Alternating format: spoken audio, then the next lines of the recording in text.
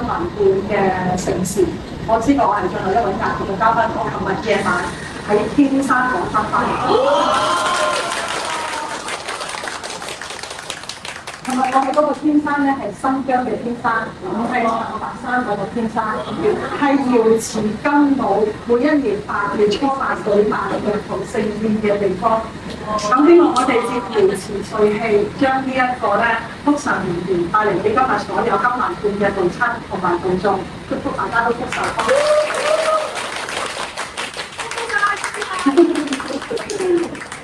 今次咧，我都好重視今次呢一個講座，因為點解咧？我哋作為一個神職人員去討論人類呢一個話題，咁好似有一啲沉重，但係咧，我希望我哋係地球嘅一份子，亦都係人類裏面嘅一份子。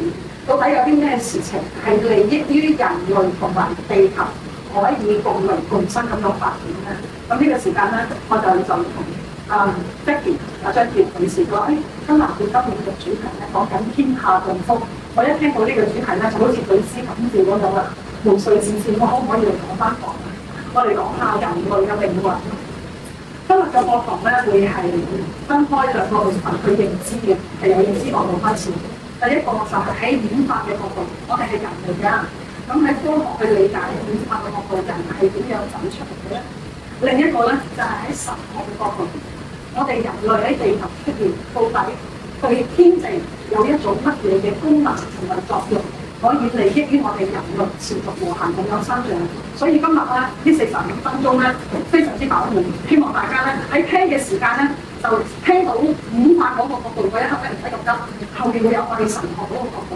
到最後，我哋人類嘅命運，如果真正要走向和諧共榮嘅發展，係離唔開我哋嘅文化結構。